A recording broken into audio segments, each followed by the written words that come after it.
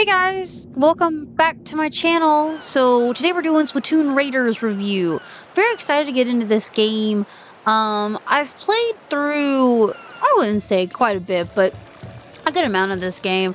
I really love this game. It's still similar. I will say one thing. If you're expecting this game to come out and you think it's going to be something to the effect of like the super open world, crazy game to play, it's not. It's still in the Splatoon format. You still have the stages, everything like that, which is fine. But, you know, if you're going into it thinking it's going to be like this crazy new concept, it's not. So just be aware of that. But that's fine, you know, branch out, try new gameplays, all that kind of stuff. This game was a lot of fun to play. It's very different than any other game I've ever played. I have mostly played either first-person shooters or like things like Call of Duty, or I've played open world games, obviously like Skyrim, and Breath of the Wild, things of that nature. So I'm used to a pretty open world, dynamic, type of gaming. So this was very, very different. And I will say, the difficulty on this, it's not impossible, but there is difficulty spikes. You'll see later in this review as well, the difficulty spikes of said such challenges. But there's a lot of different phases and stages and types of stages, which I think is really cool. It breaks up the monotony. I remember when I played Splatoon 3, the one thing I wasn't a huge fan of the one thing I wasn't a huge fan of is the fact that I don't want to call the stages monotonous, but it definitely did feel like you would go into something and it would kind of be the same thing over and over again. Oh, this just looks a little bit different. Oh, there's a little more parkour in this, yada, yada, yada. Which is fine. If you enjoy that, that's fine. But as someone who enjoys open world, exploration, finding hidden things, I really love this game because there's a lot of hidden objects, places, little turns, corners that are kind of tucked out of the way, nook and cranny kind of situation. And if you enjoy seeking out and getting that satisfaction of 100%ing a game, but not having to do collectathons and things like that, like Metroidvanias love to do, then I think you'll really enjoy this game because it has that fundamental satisfaction of collecting things, you know, to get the drops. So you get weapons from drops, and then you obviously get your upgrades from drops. So it'll drop things to upgrade your tanks, things of that nature. You can also go to your workshop and see that, but I really love it too for the customization. There's tons of customization of costume styles here, or I guess you'd call them outfits, and then you can even customize your own character here. Here I didn't go with the base, I actually went with the other race, which is, you know, change it up a little bit for the horde and all that.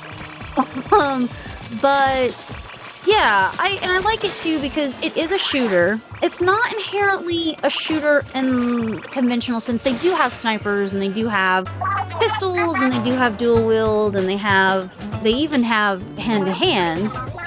The only hand-to-hand I've seen so far have been the umbrellas and the, I think it's called a katana. I can't quite remember, but it's basically a giant sword.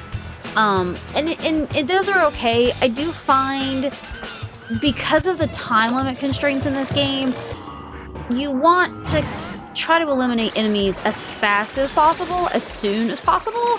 And when you start getting to the higher levels as well, when you get to the higher level enemies and things like that, things do get a lot harder. And if you're running out of time and you're making damage, you're killing enemies, but you're not killing enough enemies within the time, you're gonna run into trouble. And when you run into trouble and you get overwhelmed, even just a little bit in those higher levels, it's really, really hard to dig yourself out of it. You'll see, I'm not afraid to admit, I'm not a hero. I did die a couple times in this game, more than a couple times, more than I'm gonna show you all here because, you know, stay humble, it's the internet.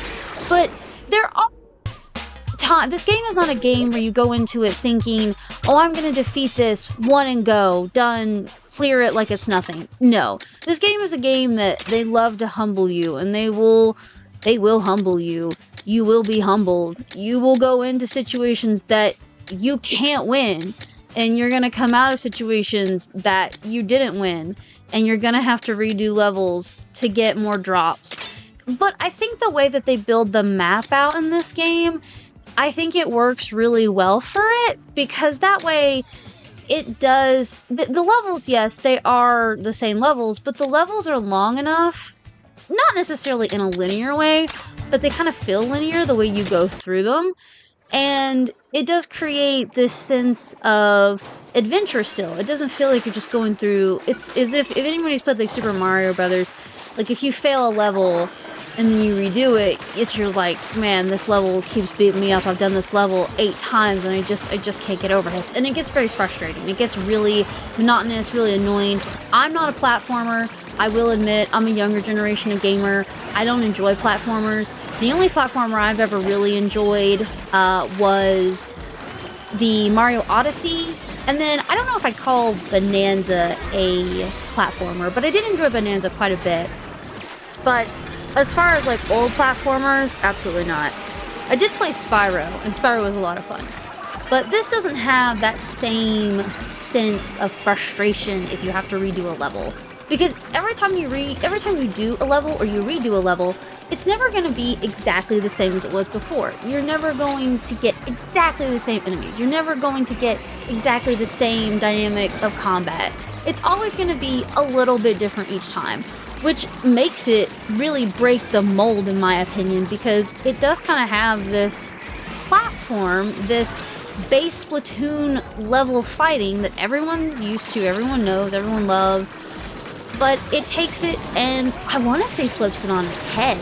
That's really the only way I can describe it, because you come into this where you kind of do get to play these small, open worlds within worlds kind of idea, and you do have to redo some of them, but it gives you satisfaction to do it. And they do play on that as well. There's other parts and halves to the game where it's basically mandated to replay stuff. And you'll find that later in the game, obviously really late stage and all that. I believe there's even a great mode that opens up at the end of it, but you have to complete like the whole game, roll credits, that kind of thing, and then you'll get it at the end. But if you enjoy that satisfaction of 100%ing, collectathon, not Super Metroidvania, I wouldn't go as far to say that, but just that satisfaction of getting drops, completing stages, very much in the vein. I don't know how many Call of Duty fans are still out there. I don't think Call of Duty and Nintendo really crossed over a whole lot as far as fan base. But if you did play Call of Duty back in the day, especially on the Switch, you'll find there's not a lot of first-person shooter games out there. And this, it's not inherently a first-person shooter in that same idea, but it's very close in the way that it satisfies that genre or want. And maybe Nintendo will make more shooter type games. I just don't think Nintendo really wants to get into that market a whole lot. That seems like, I don't want to say the dirty word, but you know, Sony seems to have that market. And then obviously, you know, Microsoft back in the day, I don't know how much Microsoft really makes now, but you know, if you're playing Call of Duty games, you're probably playing either online or you're playing the rooms, yada yada. So it's not really something that you're gonna see a whole lot of people searching for if they've already got their niche, their clicks. But if you don't want to be part of the niche and the clicks, especially in first-person shooter culture, which is something I was a baby gamer in, and it was awful. I absolutely appall it. It's one reason why I wanted to make this channel and make it what it is, because I wanted it to be the female perspective of gaming, and a female gamer who's gamed their whole life and didn't have a lot of opportunity to get to explore a lot of different types of games necessarily, but had some really strong foundations and some really big games I didn't even know at the time were big games. So this has been really satisfying to kind of go through and see Nintendo Switch 2 specifically, the Switch 2 console, get just a vast array of games. There's quite a few games I'm waiting on to come out, quite a few games I'm very excited to do reviews of. I'm just ecstatic. But this game has been so satisfying. I've loved changing between the 3 different tanks. You get your, I believe it's a strong tank, tactical tank, and then your speed tank.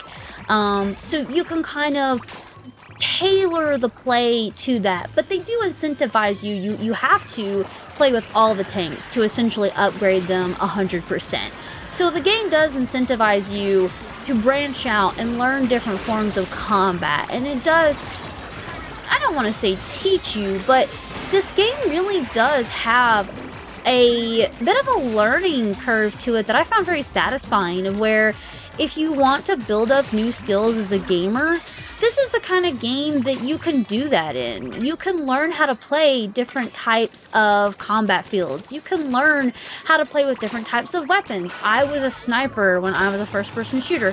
Super big campy person. I know everyone hates me, but that's okay. You know, but this game, I got to do more, you know, run and gun, close combat, tactical. It was really satisfying, even with the dual wieldings. Dual wieldings are a lot of fun on just like stages like this where it's open, you have space to run around, you can flit around the enemy and go on your ink and go around and all that. I will say, I do think this game, I do like how, like, you can get 2 different types of splash buckets and they'll each be unique. It's not just copy and paste. And I think that's satisfying because just like at the idea of if you were talking about real weaponry, each weapon's going to be unique. You can have 2 swords, but no 2 swords are the same, right? I mean, blacksmiths, that's literally their job. Or swordsmiths, I'm sorry. But this game, it's the same idea. You can have 2 splatter shots that are not exactly the same. And they do have, like, they do have categories. And the categories have a types of weapon in them. You know, they're gonna have a certain type of firing rate, they're gonna have a certain type of range, ink coverage, that sort of thing. So if you know, you can really change it up and mix and match stuff. And as well as the tanks, you know, you can equip your tanks with a bunch of upgrades, and well, not upgrades, but they're like these little tools, these tinkers that you'll work on, and you'll attach them to your tank and you'll use them in combat. You'll see them here as well. We've used a couple different tanks in this video, and that was really exciting to show just the different combat styles you can do and play styles of it. But I didn't think that Splatoon Raiders would knock it out of the park as much as this. I really, when I first opened up the game, I didn't know how to feel about it because I was very new to this gameplay style, and I felt mildly overwhelmed at first, and there were times that I did feel overwhelmed and get frustrated, but it's the kind of game where you can put it down for a minute and then come right back. It's short bursts, and it was really satisfying. But thank you all for watching this. I'm very excited to see your next review. Like, comment, subscribe, and we'll see you on the next one. Bye-bye.